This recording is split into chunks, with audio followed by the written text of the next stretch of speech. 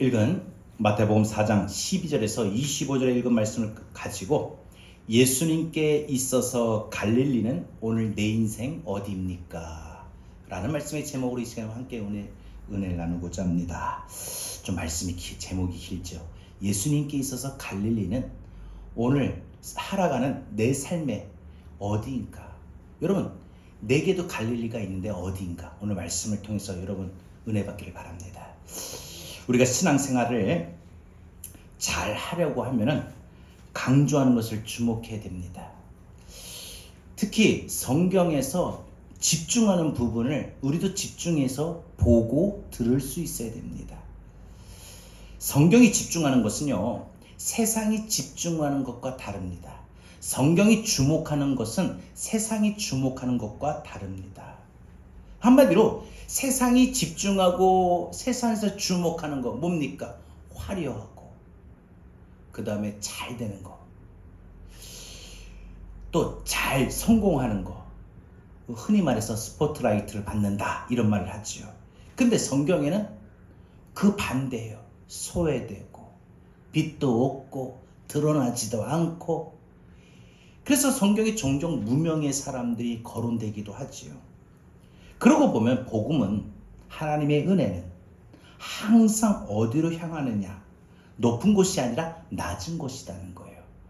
복음은 높은 곳으로, 화려한 곳으로, 스포트라이트를 받는 사람들에게 들어가는 것이 아니라 소외되고 병들고 아무도 주목하지 않는, 집중하지도 않는, 관심도 없는 그러한 곳에, 그러한 사람들에게 복음이 들어가요. 그래서 복음은 항상, 그러고 보면 지금까지 복음이 흘러오면서, 전해오면서 모든 역사의 삶의 현장을 살펴보게 되면 복음은 항상 약한 곳에, 아픈 곳에, 그늘진 곳에, 소외된 곳에 항상 먼저 들어가게 된 거예요. 여러분, 성경을 한번 보십시오. 우리 주님이 태어나신 곳이 어디예요? 화려한 곳이에요? 아니잖아요. 아무도 주목하지 않고 집중하지도 않는 마구간입니다. 여러분, 예수님이 태어나셨다는 성탄의 소식을 처음 들은 자들이 누구예요? 아무것도 내세울 것 없는 비천한 양들을 치는 그냥 목자들이에요. 목동이죠. 그 메시아의 별을 알아본 사람들은 누굽니까? 이방인 동방박사들이에요. 유대인들이 아니에요. 이방 사람들이에요. 여러분, 예수님께서 이제 공생의 사역을 앞두시고 광야에서 마귀에게 금식하면서 40일 금식하면서 시험을 받으셨죠. 그리고 나서 예수님이 첫 공생의 사역을 시작하시는데 어디서 하셨느냐? 갈릴리에서 하셨어요. 예수님은 복음의 첫 선포지를, 예수님의 공생의 첫 사역지를 이스라엘의 정치, 경제, 문화 모든 게 집중되어 있는 중심 센터라고 할 수 있는 예루살렘이 아니라 아무도 관심도 없고 그냥 저 변방의 중에 가장 변방에 위치한 갈릴리에서 예수님은 처음 복음을 전하시고 공생의 사역을 시작하셨습니다.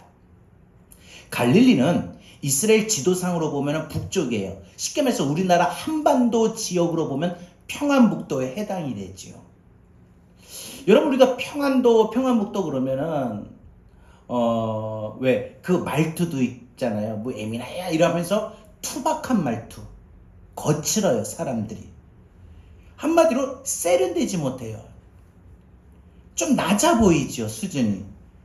바로 이스라엘 역사에서 갈릴리는 이런 우리나라의 평안북도와 똑같은 지역이에요. 지리적인 것도 그렇고 갈릴리 사람들도 그렇게 투박하고 말투가 좀 투박해요. 그냥.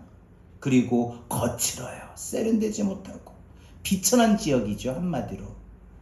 오늘 본문을 살펴보면은 이 갈릴리에서 주님은 모든 힘과 에너지를 집중하시는 걸 보게 됩니다.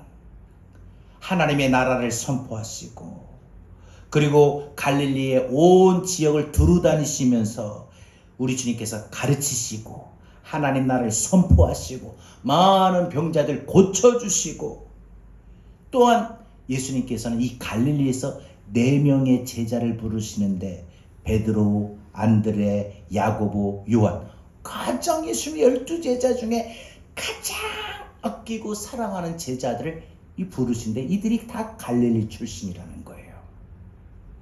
예수님께서 이 초기에 가장 공생의 사역의 대부분의 시간을 이 갈릴리에서 시작하시고 갈릴리에서 보내신 이유가 왜 그럴까?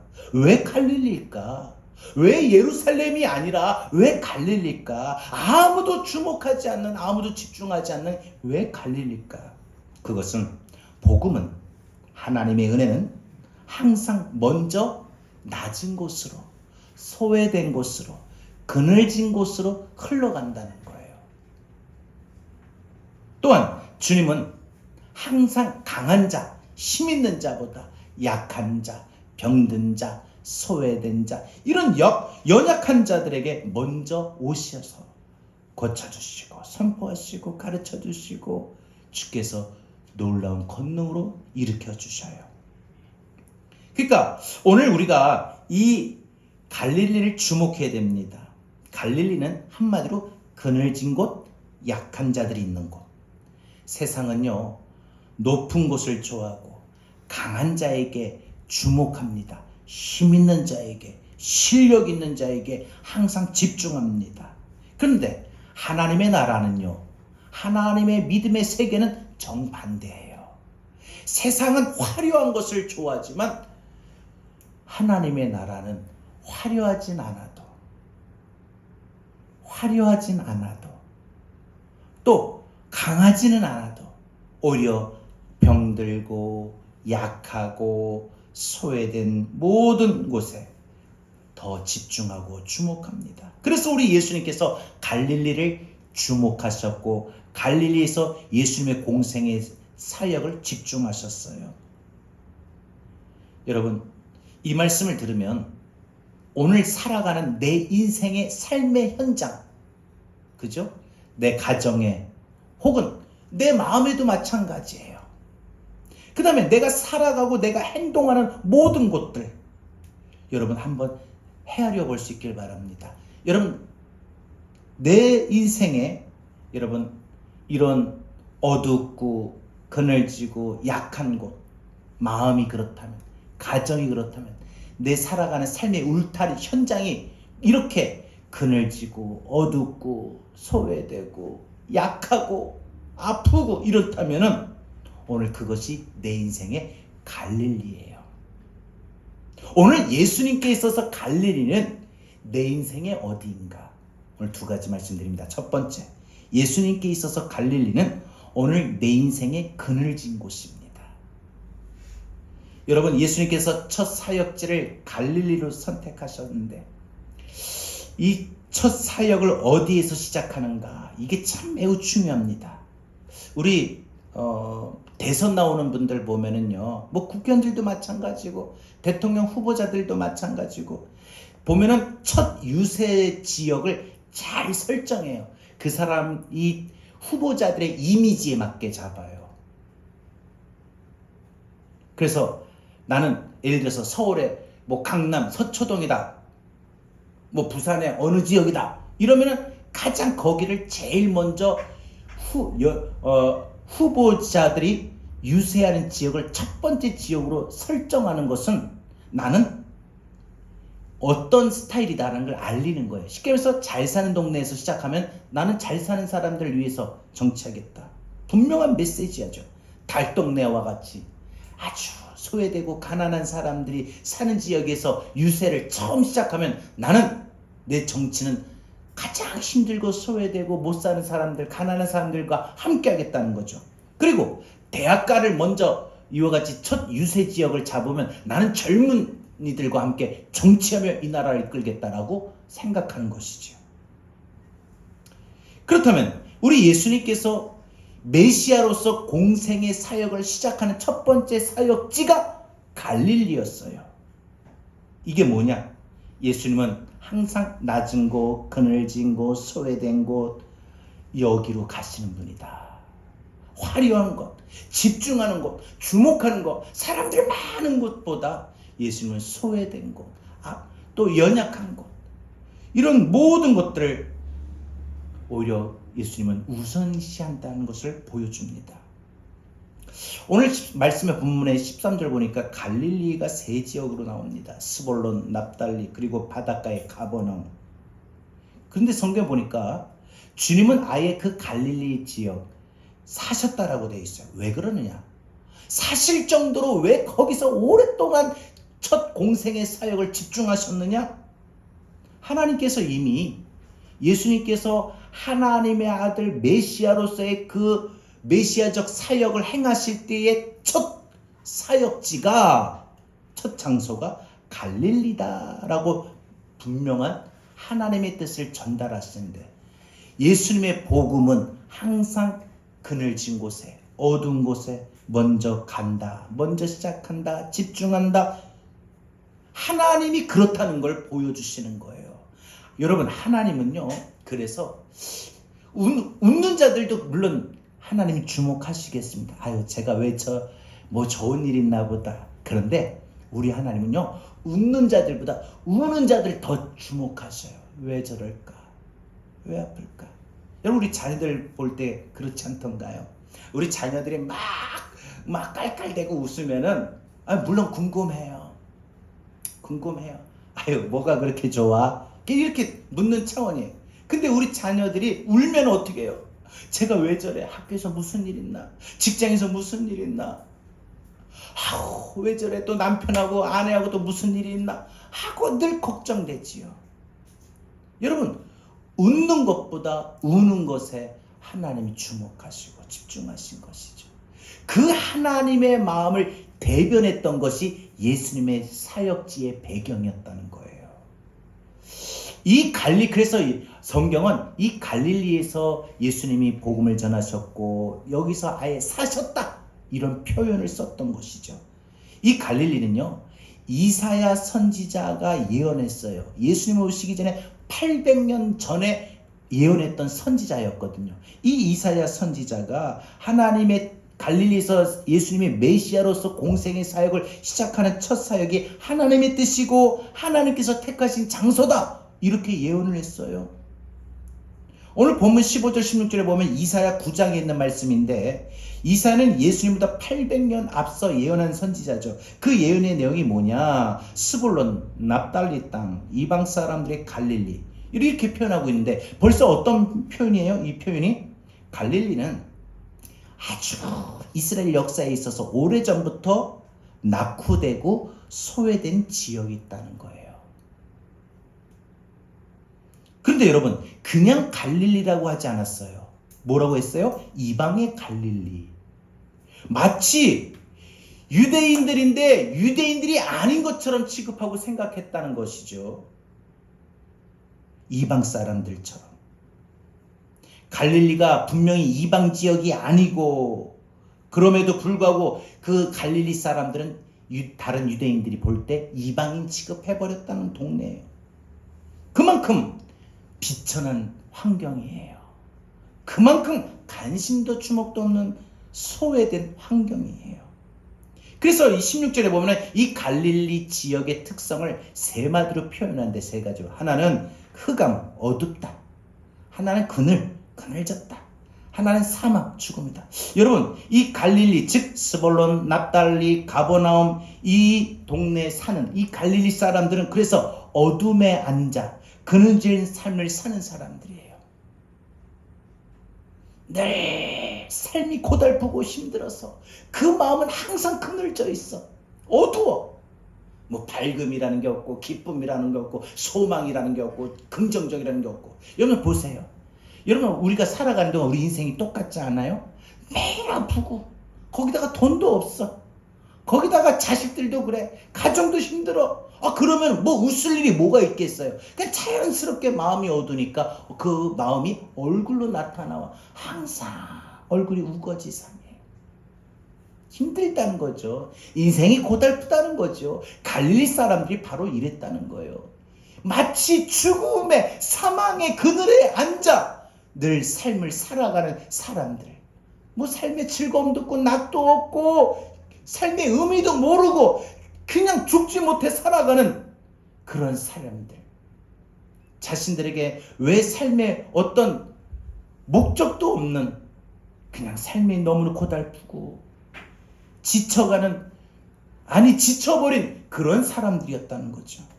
그러니 뭘 해도 아무런 소망이 없고 아무런 희망도 없는 사람들, 내 인생 도대체 어찌 될 것인가? 자신들의 앞날이 전혀 보이지도 않고 기대도 없어요.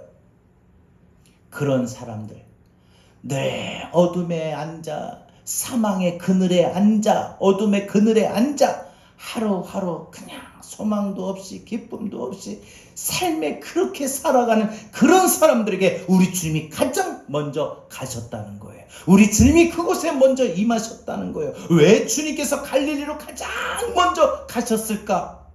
그들에게 그 마음에 그늘진 마음에, 사망의 마음에, 죽음의 마음에, 어둠의 마음에 우리 주님이 가셔서 빛을 비춰주시려고, 빛을 비춰주시려고.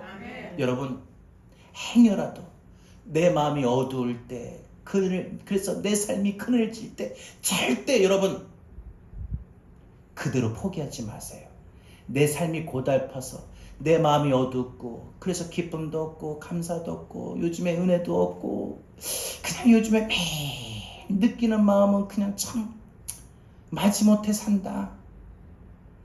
나는 남편 복도 없고 자식 복도 없고 돈도 없고 거기다 몸도 아프고 내 삶에 뭐가 즐거운 게 뭐가 있냐.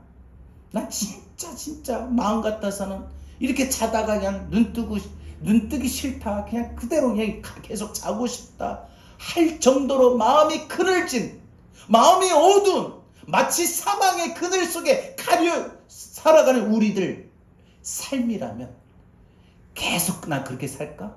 그렇게 살까? 아닙니다. 우리 주님이 나의 그런 갈릴리와 같은 내 마음, 갈릴리와 같은 내 가정의 모습, 갈릴리와 같은 내 삶의 현장, 우리 주님이 오셔서 가장 먼저, 누구보다 가장 먼저 내게 오셔요. 왜? 내 마음에 사랑하는 딸아, 왜 이렇게 마음이 어둡니? 왜 이렇게 살아가는 삶이 이렇게 고달프고 왜 마치 막 죽을 것 같이 사망의 그늘에 앉아 사니? 하시며 우리 삶의 현장에, 마음에, 우리 가정에 빛을 비춰주시려고, 소망의 빛을, 기쁨의 빛을, 할 수 있다는 긍정의 빛을, 그 은혜의 빛을 내 마음에 어쩌다가 밝은 빛을 꺼트렸니? 어쩌다가 이렇게 마음이 어두워졌니? 원래는 안 그랬잖니? 원래는 안 그랬잖니? 그런데 왜 이렇게 약해졌니? 하시며 우리 주님이 내 마음에 나도 모르게 살다 보니까 삶의 상황이 너무 힘들고 고달퍼서 나도 모르게 원래는 안 그랬는데 마음이 어두워졌던, 마음이 그늘졌던, 그래서 내 얼굴을 내가 보아도, 내가 거울을 봐도 내 얼굴에 전혀 웃음기가 없고 찌그러져 있는 그런 어두워진 내 얼굴에 우리 주님이 오셔서 내 삶에, 내 마음에 빛을 비춰주시려고, 기쁨의 빛을 비춰주셔서 기뻐하게 하시려고, 감사의 빛을 비춰주셔서 내 마음에 이제는 감사가 넘쳐나게 하시려고, 평강의 빛을 비춰주셔서 내 안에 평안이 넘쳐나 더 이상 불안과 근심과 염려에 떨지 않도록. 그래서 여러분, 주님이 그런 내 마음을 아시고 가장 먼저 오셔서 어떤 방법으로든 날 위로하시고 만져주시고 다독이셔서 내 마음의 어둠을 싹 벗겨주시고 밝은 빛을 비춰주셔요. 절대 여러분, 우리 주님은 그런 분이에요. 오늘 내 마음이 여러분 갈릴리랄지라도, 내 가정의 모습이 갈릴리랄지라도, 내 살아가는 삶의 현장이 갈릴리라 할지라도 우리 주님이 가장 먼저 오신다는 거예요. 왜? 내 마음이 어두우니까, 내 삶이 갈릴리니까, 내 마음이 갈릴리니까 주님이 가장 먼저 오셔요. 그래서 어둠에 앉은 사람들에게 빛을 비춰주시고, 길을 잃어버리고 지금 살아가는 삶의 형편과 처지 환경 때문에 좌절하는 사람들에게 꿈을 보여주시고 비전을 보여주시고 길을 보여주시려고 우리 주님이 우리 교회에 가장 먼저 오시는 줄 믿습니다. 저는 오늘 말씀을 준비하면서 저는 그런 소망이 있어요. 화려하진 않고 주목받지도 않고 관심도 없는 아직까지도 연약하고 부족한 우리 교회기에 좀처럼 부흥의 빛이 확 광명처럼 밝게 보이다면 아니겠지만, 그렇지 못한 우리 삶의 지금 모습 속에 우리 주님이 가장 먼저 오셔서 우리 교회를 다시 일으켜 세워주시고 회복시켜 주실 줄 믿어요. 그래서 이 갈릴리 사람들은요, 늘 그 마음이, 그들의 가정이, 그들이 살아가는 순간순간 그 삶에 살아가는 상황들, 현장이 그늘지고 어두웠어요. 뿐만 아니라 그들은 항상 아파요. 인생이 아픈 사람들. 여러분, 가족 중에 누군가가 한 사람이 아파도 참 그 가정은 힘들어요. 예수님께서 그 아픈 사람들을 만나주신데 성경에 보니까 갖가지 모든 질병으로 고통을 앓는 환자들이라고 했어요. 뿐만 아니라 귀신 들린 자, 육체적으로 병에 사로잡힌 자뿐만 아니라 정신적으로도 영혼적으로도 귀신에 사로잡힌 자, 간질병 걸린 자들, 중풍병 환자들, 정말 몸이 아픈 자들이 너무나도 많은 거예요. 근데 주님이 오셔서 그 아픈 자들을 다 고쳐주셔요. 물론 이스라엘의 갈릴리 말고도 다른 지역에도 아픈 자들이 많이 있었습니다. 그런데 주님은 첫 번째 빛을 비춰주시려고, 첫 번째 복음을 전하시려고, 첫 번째 고쳐주시려고, 첫 번째 은혜 주시려고 이 갈릴리를 가장 먼저 찾아오셨다는 거예요. 가장 아픈 사람들이 많은 곳을 찾아오셨어요. 몸이 아픈 건 몸만 아픈 게 아니에요. 이들은 마음이 아프고 심령이 아프고 영혼이 아파요. 그리고 보면 여러분, 가장 큰 질병은 어둠의 질병이에요.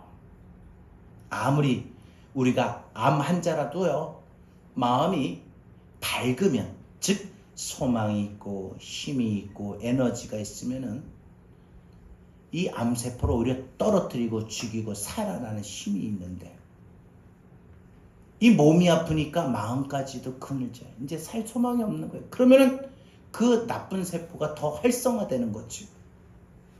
그래서 보면은 몸의 질병도 질병이지만 마음의 질병, 마음의 어둠이 가장 문제예요. 마음이 어두워지는 질병. 왜 자꾸 마음이 어두워져요? 여러분, 인생 살면서 왜 자꾸 마음이 어두워져요? 돈이 없어서요? 취직을 못해서요? 밥을 못 먹어서요? 내가 생각대로 되지 못해서요? 예, 물론 그렇기도 합니다. 그러나 그들이 마음이 어두워진 이유는 예수님이 없어서예요. 여러분, 아무리 그늘진 곳이라도, 아무리 아파도 예수님이 내게 오시면, 예수님이 내게 임하시면, 예수님이 내 마음에 오시면, 내 가정에 오시면, 내 삶의 현장에 오시면, 아무리 몸이 아파도, 아무리 어두워도 빛이 비춰지는 거예요. 마음이 밝아져요. 생각이 달라져요. 그러니까 맨날 삐딱하게 보고 어둡게만 보고 부정적으로만 보던 사람이 생각이 달라져요. 보는 시선이 달라져요. 어둠을 보는 게 아니라 빛을 보니까 부정이 아니라 긍정이 되고, 절망, 낙심이 아니라 소망이 되고, 고통의 슬픔의 탄식에 빠져 매일 하루같이 차라리 내가 죽는 게 낫다 탄식하는 게 아니라, 나 오늘 내일이라 죽어도 나 하나님 나라에 갈 수 있다는 천국의 소망으로 기뻐하고 은혜가 있고 평안이 임하는 거예요. 여러분, 인생 살면서 예수님이 계시는 곳과 계시지 않는 곳, 예수님이 어떤 삶의 현장에든 오시면, 계시면, 그것은 삶의 상황은 분명 어둡지만, 어둠의 현실이지만 예수님의 계심으로 말미암아 그 어둠이 물러가고 빛이 비춰지게 되는 것입니다. 예수님께서 갈릴리로 가시자 어둠에 빛이 비쳤다고 했어요. 이것이 우리 주님께서 갈릴리로 가신 이유입니다. 생각해 보세요. 우리 주님이 내 마음에, 내 가정에, 내 삶의 현장에 오셨을 때 우리도 어땠던가요? 내 마음에 나도 모르게 임했던 어둠이 싹 사라져. 그전에는 가정에 매일 싸우고 다툼이 일어나고 갈등이 일어나고 어떤 그 가정의 모습들이 어둠이 사라져버리고, 삶에 살아가는 모든 삶의 현장들이 막 도약하는, 봄을 맞아 도약하는, 막 생성하는, 일어나는 것처럼 그런 마음들이 일어나는 빛이 임하게 됩니다. 예수님의 갈릴리는 오늘 내 인생의 그늘진 곳이에요. 예수님이 제일 먼저 갈릴리 오신 것은 내 인생의 그늘진 곳에 가장 먼저 오신다는 위로와 소망을 좀 붙들었으면 좋겠습니다. 여러분의 마음이, 여러분의 가정이, 여러분의 삶의 상황이 지금 그늘져 있다고 생각됩니까? 여러분 스스로가 생각해도 여러분들의 상황이 내가 내 모습을 바라볼 때 참으로 낮은 곳이라고, 나는 이렇게밖에 못 사나, 연약하나 생각이 듭니까? 예수님이 갈릴리에서 가장 비천하고 낮은 곳이며 그늘진 곳에서 사역하시고 활동하시며 일하신 것처럼 오늘 내 삶의 상황들이, 내 마음의 모습들이, 내 가정의 모습들이, 내가 살아가는 이곳에 여러분 그 모든 것들이 비천하고 낮아지고 그늘진 곳이라 할지라도 우리 주님이 오셔서 다스려 주십니다. 통치하여 주십니다. 어둠을 빛으로 바꿔주십니다. 어둠 속에 있는 사람을 찾으신 주님, 여러분 내 마음 가운데 찾아오셔서 밝히 비춰주셔요. 그래서 내 마음, 내 가정, 내 삶의 현장에 이곳에 생명샘을 솟아나게 하시고, 그동안 주님이 오시기 전까지 내 마음, 내 가정의 삶의 갈릴리와 같은 그러한 고달픈 삶의 상황들, 현실들 하루하루 살아가는 동안에 내 마음속에 눈물 골짜기를 맨날 지나가서 이렇게도 울고 저렇게도 울 수밖에 없는, 그것도 탄식하며 울 수밖에 없는 고통의 세월을 보내고 고통의 시간을 보냈던 우리에게 주님이 오시면 내 삶에, 내 가정에, 내 마음에 곧 언젠가 머지않아 열매가 맺히게 돼요. 내가 자녀 때문에 걱정했던 거, 내가 몸이 아파서 염려되었던 거, 내가 물질이 없어서 미래가 불투명하고 불안했던 내 모든 마음들, 내 삶에 주님이 오셔서 머지않아 나에게 열매를 맺게 하셔요. 고쳐주셔요. 더 이상 불안에 떨지 않게 하시고 소망을 주셔요. 주의 능력의 팔을 의지하게 하셔요. 자, 두 번째 말씀드릴게요. 여러분, 예수님께서 갈릴리는 오늘 내 인생의 약한 곳입니다. 18절부터 보면은 주님께서 제자들을 부르시는데 갈릴리에서 4명을 부르십니다.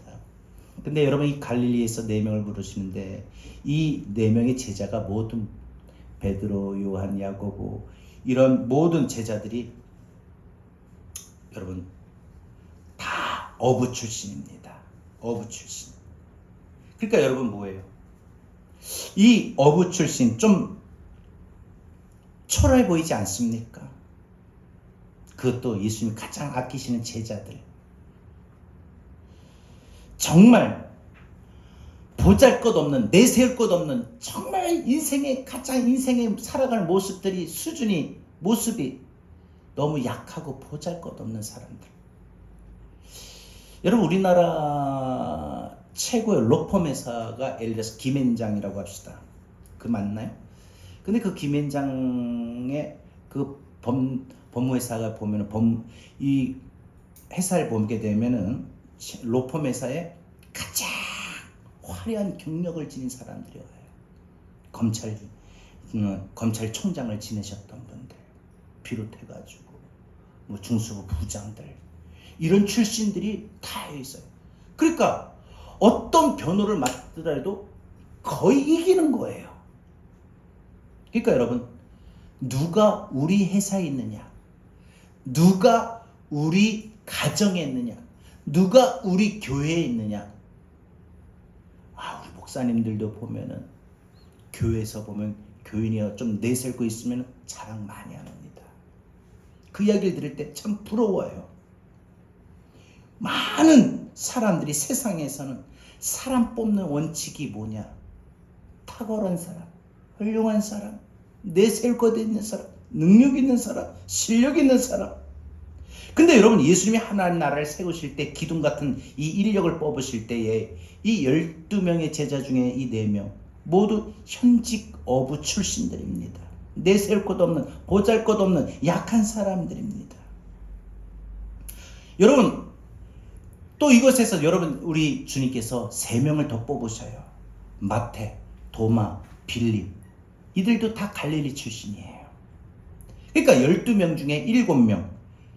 여러분, 우리 주님께서 왜 갈릴리 출신 이 사람들을 왜 이렇게 제자로 삼으셨는가? 주시는 메시지가, 주시는 말씀의 의미가 뭐냐?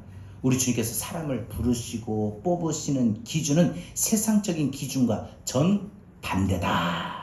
세상은 그런 사람들을 선호합니다. 세상은 그런 사람들을 더 내세웁니다. 그러나 우리 주님은 약한 자들을, 보잘것없는 자들, 내세울 것 없는 자들을 우리 주님은 더 귀하게 보시는 거예요. 사용하시는 거예요. 그래서 여러분, 하나님의 나라가 세워지는 것은 약한 자들이, 약한 교회가, 약한 가정이, 약한 자녀들이, 약한 삶의 현장에 있는 사람들이 오히려 쓰임받는 기준이 되는 거예요. 왜 그럴까요?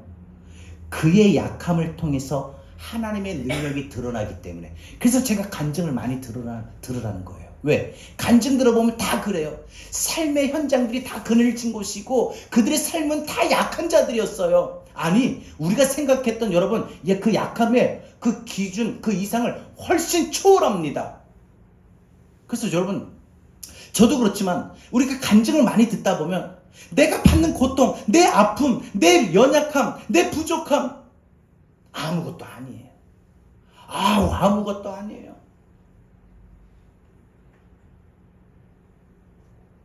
그 간증을 들으면, 야, 인생에 이런 사람들도 있네. 정말 기가 찰 정도로 그런 사람들. 근데 그렇게 사는 사람들이 주님이 찾아오셔서 만져주시고 고쳐주시고 이렇게 세워주시고 쓰시고 내세우시는데 그 영광이, 하나님 영광이 나타나더라고요. 여러분들, 베드로 보십시오. 예수님께서 이 베드로를 제자로 부르시고 제자 훈련시키셨죠. 어부 출신, 갈릴리 출신, 더군다나 학교는 근처도 가보지도 못했던 이 무식한 사람. 그런데 이 베드로를 통해서 3,000명이 회개하고 주 앞에 돌아오는 일들에 쓰임받게 됩니다. 성령이 임하시니까 주님께 들었던 모든 성경의 말씀이 확 이해되고 뚫리기 시작하는 거예요. 왜 예수님께서는 이 예루살렘 센터라고 할 수 있는, 중심이라고 할 수 있는 수도 예루살렘에 가셔서 거기도 오랫동안 아주 오늘날 말로, 오늘식으로 표현하면 신학교 같은 율법학교 졸업하는, 배우는 사람들, 거기서 수석 졸업한 사람들을 엄선하여 제자로 택하시지 않으셨을까? 왜 성경에 능통하고 구약 성경의 율례와 법도에 능통한 자들, 바리새파, 서기관들 중에 엘리트 제자들을 왜 양성하지 않았을까요? 하나님 나라에 쓰임받는 것은, 하나님 나라의 일꾼의 원칙은, 우리 주님이 먼저 찾으시고 집중하시고 주목하는 사람의 원칙은 항상 그래요. 뭐예요? 약한 자들이다. 여러분, 나 스스로 몸이 아파 약하다. 나 물질이 없어서 약하다. 나는 직장도 없어서 약하다. 나는 자식이 이래가지고 약하다. 나는 내 삶의 상황이 이래서 약하다. 스스로 생각되는 분 계셔요? 그래서 약해서 뭘 못해요? 약해서 나는 지금 이대로 살 수밖에 없나요? 아니에요. 우리 주님이 그 약한 자들이 있는 곳에 갈릴리 제일 먼저 가셨듯이 약한 삶의 현장에, 내 삶에 제일 먼저 오셔서 나를 다시 고쳐주시고 바꿔주시고 회복시켜주시고 변화시켜주시고 내 마음도, 내 삶의 현장, 내 가정도, 내 모습들을 약해서 아무것도 할 수 없는 자, 그런 것을 다시 우리 주님이 강하게 하셔요. 힘을 주셔요. 사용하셔요. 왜요? 하나님 영광이 드러나니까. 실력 있는 사람, 강한 사람들 쓰시면은 하나님 영광 안 드러나요. 그 사람이 실력 있으니까, 그 사람이 강하니까, 그 사람이 워낙 돈이 많으니까, 그 사람이 공부를 잘하니까, 그 사람이 좋은 회사를 다니니까, 이렇게 자기 가진 것으로, 장점으로, 자기의 모든 것으로 극대화되고 나타나죠. 그런데 아무것도 없는 사람, 실력도 없는 사람, 능력도 없는 사람, 변변치 못한 사람, 아니 아예 보잘것없는 사람, 무능한 사람, 그런 사람을 쓰시면 하나님의 영광이 드러나요. 하나님 저 같은 사람을 쓰시면 드러나요. 하나님 우리 교회를 사용하시면 드러나는 거예요. 여러분 자신을 돌아보십시오. 장점 때문에 하나님 날 부르셨고 하나님 나에게 은혜를 주신다고 생각하십니까? 내가 기도 열심히 해서, 내가 한번 건강해서, 내가 주일에 열심히 전도해서 내 약한 상황이, 내 보잘것없는 내 삶의 현장의 모습들이, 나는 이게 약해, 늘 약한 그 모든 것들이 있다면 우리 주님이 제일 먼저 갈릴리로 약한 자들에게 찾아오신 것처럼 그런 약한 나의 모습과 약한 나의 삶에 우리 주님이 제일 먼저 오십니다. 여러분 우리가 언제 하나님 앞에 간절했는지 생각해 보십시오. 그때가 언제였습니까? 내가 언제 하나님 간절하게 부르짖고 매달리고 찾았습니까? 그때가 언제였습니까? 내가 강할 때요? 아니요, 내가 약할 때입니다. 그렇지 않았나요? 내 몸이 강할 때 안 찾았어요. 내 몸이 약하니까 하나님 나 고쳐주세요, 나 도와주세요, 기도하고 하나님 찾은 거 아닙니까? 내 가정이 잘 나갈 때, 아무 일 없을 때 안 찾았지만 내 가정이 우환이 있고 내 가정이 자꾸 아픔이 있고 괴로움이 있고 탄식이 있고 고통이 있다면 하나님 찾아요. 내 자녀들에게 문제가 없다면 하나님 안 찾지만, 등한시하지만 내 자녀들에게 문제가 생기면 하나님을 찾을 수밖에 없어요. 사도 바울은 고린도전서 1장 26절에서 고린도 성도들에게 이렇게 말합니다. 형제들아 너희 부르심을 보라. 너희 중에 지혜 있는 자가 많지 않고 권력 있는 자가 많지 않고 가문 좋은 자가 많지 않다. 여러분 세상적인 기준으로 보면 그렇다는 거예요. 왜 그러냐? 하나님의 기가 막힌 뜻이 있습니다. 그것은 약한 자들을 들어 강한 자들을, 실력 있는 자는 잘 서로 자기 잘났다고 하는 사람들 부끄럽게 하시려고. 세상의 지혜자들이 복음을 깨닫는가? 여러분 세상의 강한 자들이 복음을 듣고 마음을 열 수 있습니까? 근데 연약한 중에 있는 자들이 하나님의 복음을 듣고 마음을 열고 그 마음의 주님을 모시게 되죠. 여러분 우리의 인생의 상황들이 너무 힘들고 공고하고 연약할 때 하나님을 잘 찾게 되는 것이지, 내가 잘 나가고 형통하고 아무 일 없을 때 그때는 간절하지가 않아요. 그만큼 간절하지가 않아요. 여러분 우리 교회의 역사를 보게 되면, 교회사를 보게 되면은 교회가 처음 세워지는 교회를 초대교회라고 하죠. 예루살렘 교회요. 복음이 전해지고 예수님이 십자가에 못 박혀 죽으심으로 끝나지 않았고 3일 만에 부활하셔가지고 예수님께서 40일 동안 제자들과 함께 계시고 그들이 보는 곳에서 감난산에서 예수님이 50일째 되는 날 승천하실 40일 동안 함께 계시고 승천하시면서 내가 가지만 너희에게서 보내서 성령을 보내리, 예루살렘 떠나지 말고 성령을 받아라 해서 그들이 모여서 기도하는데 하루가 되고 이틀이 되고 열흘째가 되는 날 예수님이 40일째 승천하시면서 하셨던 말씀 그대로 열흘째가 되는 날 성령이 임했어요. 그래서 그들이 거기서 막 기도하고 뜨겁게 성령을 받고 새로 시작된 교회가 예루살렘 교회. 그 예루살렘 교회가 여러분 초대교회 시작이 될 때 120門徒들이 예수님 복음을 전하다가 많은 성도들이 예수님의 그 십자가의 죽으심 앞에 많은 탄압이 있었습니다. 핍박이 있었습니다. 그런데 여러분 이 시대가 보면은요 오히려 더 복음이 전파가 됐어요. 3,000명도 5,000명도 돌아오는 놀라운 역사가 일어났고 그 위대한 등불이 꺼지지 않는다고 말하는 로마가 기독교 나라가 되었어요. 기독교 나라에서 탄압했던 사람이 예수 앞에 돌아왔어요. 그래서 복음이 아주 탄탄대로 복음이 전해졌죠. 그리고 나서 그 이후에 중세시대를 보게 되면은 중세시대 복음이 어느 곳으로 오냐? 황제들에게, 귀족들에게 높은 곳으로 흘러갔어요. 그러니까 복음이 어떻게 돼요? 오히려 더 태보가 되는 거예요. 여러분 이 초대교회 역사의 300년 이후 중세시대 1000년 동안 복음은 오히려 퇴보돼 버립니다. 복음의 능력은 약해지고 시들해졌던 것입니다. 바울도 이 사실을 깨달았습니다. 처음에는 자기 몸이 아프다고 치명적인 질병이 간질병이 있었는데 주여 나를 고쳐주옵소서. 내가 누군 병을 고쳐주면서 내가 이렇게 간질병으로 쓰러지는 분이 되겠습니까? 하나님 영광 가립니다. 고쳐주세요. 고쳐주세요. 고쳐주세요. 3번씩 기도하는데 하나님이 No. 더 이상 기도하지 마라. 간질병 고쳐달라고 기도하지 마라. 내 은혜가 내게 족하도다. 너 있는 그 간질병이 그 은혜다. 족한 거다. 이렇게 말씀하시는 거예요. 그 질병 있는 그대로 사역해라. 내가 약할 때 그러므로 복음이 전해지고, 내가 약할 때 하나님의 능력을 의지하고, 내가 약할 때 하나님의 능력을 입게 된다는 겁니다. 사랑하는 여러분, 우리 몸이 약합니까? 가정 경제가 약합니까? 자녀들의 약합니까? 여러분 살아가는 삶의 현장이 약합니까? 약해서 아무것도 못한다, 안 된다 하고 계속 주저앉아 있습니까? 그래서 꿈도 없고 소망도 없고 기쁨도 없고 기대도 없고 나는 늘 그렇다. 나는 복도 없는 사람이다. 늘 그렇게 체념하고 푸념하고 그렇게 살아갑니까? 여러분 약하다고 생각되는 순간 오늘부터 생각을 바꾸십시오. 주님이 내고 이곳에 오십니다. 약한 이 마음에 오십니다.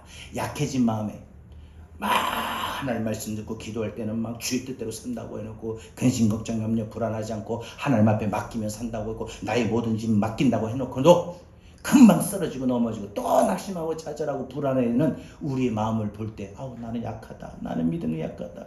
나는 기도에도 약하다. 그렇게 스스로 자기가 자기 함정을 또 파고 자기가 자기를 괴롭혀요. 여러분 이제 바꿉시다. 더 이상 괴로워하지 마세요. 넘어질 수 있어요. 넘어지는 게 오히려 정상이에요. 주의 뜻대로 산다고 해놓고 주의 뜻대로 안 사는 거, 못 사는 거, 내가 더 이상 염려, 근심, 걱정하지 않는다고 해놓고 또 나도 모르게 염려되고 근심되고 걱정되는 거, 여러분 우리 약한 거예요. 연약한 거예요. 근데 그런 약한 연약한 우리에게 제일 먼저 주님이 오시는 거예요. 그래서 은혜를 또 주시고 또 만져주시고 그거 같아요. 쓰러지면 또 와서 일으켜 세워주시고 또 약해서 쓰러지면 주저앉으면 또 와서 일으켜 세워주시고 또 연약해가지고 낙심하고 좌절해서 무너져 버리면 또 와서 일으켜 세워주시는 주님. 여러분 오늘 갈릴리에서 주님은 연약한 자들을 부르셨습니다. 그들을 사용하셨습니다. 예수님의 갈릴리는 오늘 내 인생의 약한 곳입니다. 여러분 내 삶의 상황들이나 내 건강의 모습이나 내게 있는 내 가정의 자녀나 내게 있는 모든 물질, 내 모든 삶이 약합니다. 부족합니다. 참 모자랍니다. 연약한 우리 삶에 우리 주님이 갈릴리에 오셔서 약한 자들을 강하게 하신 것처럼 그렇게 하루하루를 오늘을 살아가는 약한 우리를, 내 모습을, 내 상황을, 내 가정을, 내 자녀들을, 내 건강을 반드시 강하게 하실 줄로 믿습니다. 말씀 맺겠습니다. 오늘 저는 2가지를 말씀드렸습니다. 예수님께서 공생의 사역에 가장 먼저 집중하시고 하셨던 이 갈릴리는 그늘진 곳, 어두운 곳, 약한 자들이 있는 곳입니다. 근데 주님이 가장 강하게 화려하게 주목받는 예루살렘이 아닌 변방의 갈릴 이방 사람 취급받는 그 갈릴리에서 왜 먼저 사역을 시작하셨느냐? 왜 거기 사셨느냐? 주님은 언제나 그늘진 마음으로 살아가는 자들에게 오셔요. 주님은 언제나 약한 자들에게 찾아오셔요. 여러분이 지금 모든 상황들이 힘이 들어서 삶이 고달퍼서 여러분 마음이 어두워졌습니까? 그늘졌습니까? 여러분의 삶의 모습에 아무것도 알 수 없는 내세울 것 없는 보잘것 없는 그런 약한 자들이라고 약한 모습을 여러분 생각하십니까? 우리 주님이 갈릴리에서 일하신 것처럼 나의 그늘진 곳에서 나의 약한 곳에서 주님이 우리를 살피시고 우리의 연약함을 주님이 당신의 능력을 드러내십니다. 여러분 우리가 살아가는 삶의 현장, 우리 마음에, 우리 가정에 이곳에 주님이 오셔서 생명샘을 주시고 그래서 생명샘이 막 이제 솟아날 거예요. 내 마음에 생명샘이 솟아나요. 내 가정에도 생명샘이 솟아날 거예요. 지금까지 눈물 골짜기를 지나가며 매일 날 삶은 눈물 흘릴 수밖에 없는 고통의 눈물, 단식의 눈물, 아픔의 눈물, 이런 눈물을 흘리며 살 수밖에 없는 내 인생의 그런 모든 삶을 우리 주님이 찾아오셔서 이제는 눈물 골짜기를 지나가도 많은 열매가 맺히고 내 삶에 좋은 결과가 일어날 거고 좋은 결실이 일어날 것이고, 울며 탄식하며 신음하고 고통하고 부르짖었던 내 삶의 모습 매일 입만 열면 한숨 쉬고 죽겠다, 미치겠다, 돌아버리겠다, 정말 말 그대로 돌아버렸던 인생, 미쳤던 인생, 죽었던 인생, 이제는 내 삶에 오셔서 나도 모르게 웃게 하셔요. 사랑을 웃게 하신 하나님이 여러분과 저를 웃게 하셔요. 이제 웃게 하실 거예요. 막 기뻐서 그냥 신이 나는 거예요. 그냥 즐거운 거예요. 그런 때가 옵니다. 그날에 하늘이 열리고 모든 사람이 보게 될 거예요. 야, 너 달라졌다. 너 얼굴이 바뀌었다. 너 왜 그래? 무슨 일 있었니? 좋은 일 있었니? 모든 사람들이 다 내 모습을 통해서, 내 가정을 통해서, 내 자녀를 통해서, 내 건강한 몸을 통해서, 내 삶을 통해서 모든 사람들이 보게 될 거예요. 야, 그늘진 약한 너에게 임하신 하나님의 역사, 영광을 모든 사람들이 보게 될 겁니다. 그래서 모든 사람들이, 꽃들이 피고 주의 영광이 나타나므로 꽃들도 구름도 바람도 넓은 바다도 하나님 위대하심을 찬양할 거예요. 사랑하는 여러분, 오늘 이 찬양을 통해서 오늘 말씀 생각하면서 우리 한번 부르고 우리 기도하기 원합니다. 이곳에 생명샘 솟아나,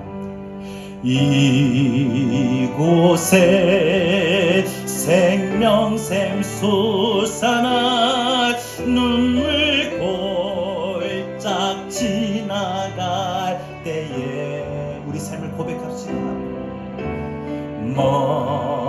머잖아 열매 맺히고 나에게도 웃음소리. 다시 한번 고백할까요? 내 마음에, 내 가정에, 내 삶의 현장에, 이곳에 생명샘 우리에게도 반드시 눈물 골짝 지나갈 때에, 하지만 언젠가는 곧 머잖아 열매 맺히고 웃음소리 넘쳐나리라. 꽃들도 구름도 바람도 넓은 바다도 찬양하라 예수를. 하늘을 울리며 노래, 내 속에 있는 은혜의 주 주님이 내 삶에 오심으로 말미암아 그날에 하늘이 열리고 모든 이가 보게 되리라. 마침내 내 삶에도 꽃들이 피고 내 삶의 현장에 응하게 주가 오시리라. 꽃들도 구름도 바람도 넓은 바다도 찬양하라 예수를. 갈릴리에 오신 내 삶의 주님, 하늘을 울리며 노래해 나의 영혼아. 은혜의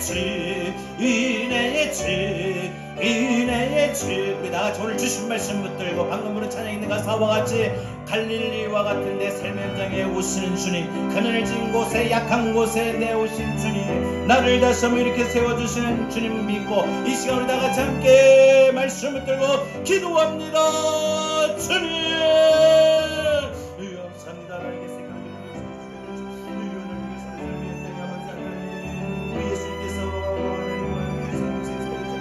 역할을 위해서 내일 먼저 사용하신 것을 하나님 관리는 하나님 사람들이 그를 찍으셔서 하나님 모든 사람을 되었습니다. 약한 자들이 하나님 모이셨습니다. 그렇습니다. 하나님 우리가 살아가는 우리의 마음에 우리의 삶의 현장에 우리 가정의 모든 모습들이 하나님 너무 어둡습니다. 그늘져 있습니다. 하나님 너무 약합니다. 우리는 하나님 아무것도 할 수 없는데 살 곳 없이 있는 너무 약한 사람 아무런 희망도 없고 아무런 꿈도 없고 아무런 기대도 없는 하나님 그런 삶을 살 수밖에 없어. 매일 하루하루를 살아가는 동안에 눈물 골짜기를 지날 수밖에 없는 그런 하나님 우리 인생입니다. 그러나 주님 오늘 예수님께서 갈릴리에 오셔서 그 하나님 그늘진 곳에 피 어두운 데 있는 자들에게 빛을 비춰주시고 약한 자들을 부르셔서 강한 자들을 붙들어주셨습니다. 강하게 하신 주님 오늘 우리 삶 가운데 오셔서 하나님 우리의 삶의 가정의 모습을 삶의 현장에 그늘진 곳을 밝게 비춰주시고 연약하고 약하고 역한 우리를 새롭게 강하게 하여 주심을 믿습니다. 하나님 이제 우리의 마음에 우리의 가정에 우리의 삶에 이곳에 생명샘 솟아나기를 바라봅니다. 기대합니다. 지금까지 눈물 골짜기를 지나왔다 할지라도 이제 내 삶에 내 마음에 내 가정에 머지않아 열매가 맺힐 것이고 하나님 웃음소리가 넘쳐날 것을 믿습니다. 하나님 오늘도 주신 말씀대로 우리가 믿음을 갖고 소망하며 기대하며 하나님 살아갈 수 있는 복된 한 주간의 삶이 되도록 주여 우리 모두를 축복하여 주옵소서.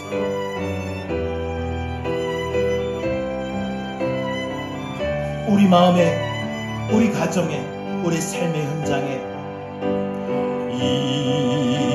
이곳에 생명샘 솟아나 눈물 볼짝 지나갈 때에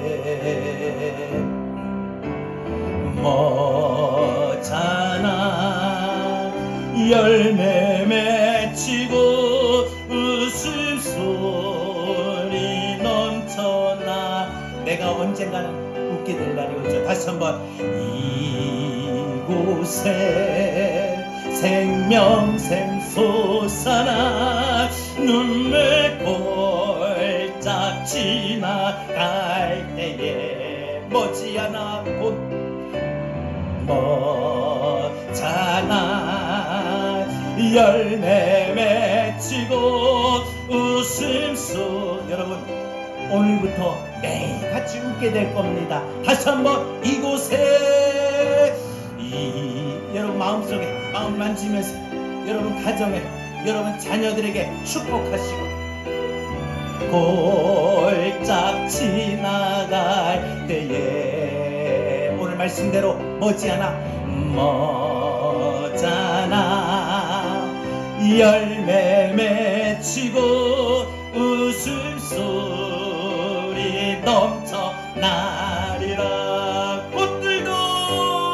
꽃들도 구름도 바람도 넓은 바다도 찬양하라 찬양하라 예수 빛 대신 주님 찬양합니다.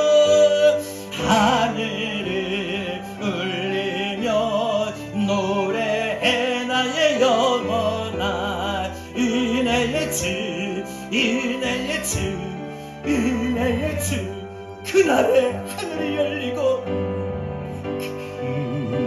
그날에 하늘이 열리고 모든 이가 보게 되리라. 내 삶에 내 마음에도 마침내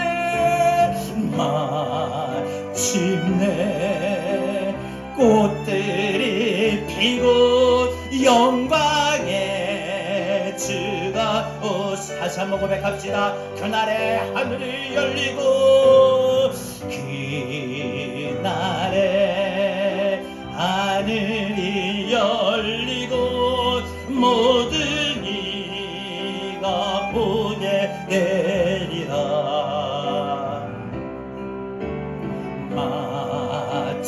마침내 꽃들이 피고 영광의 주가 오시리라. 꽃들도 구름도 바람도 넓은 바다도 찬양하라 찬양하라 예수 갈릴리에 오셨던 주님 갈릴리에 먼저 찾아오셔서 사역하시고 일하셨던 주님, 내 인생의 그늘 짚고서 나의 삶의 약한 곳, 그런 삶을 살아가는 우리에게 가장 먼저 오셔서 빛을 비춰주시고 강하게 하십니다. 꽃들도 구름도 바람도 넓은 바다도 찬양하라 예수를.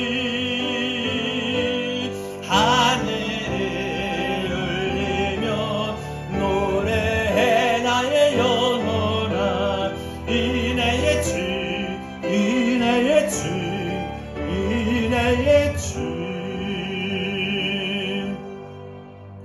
이제는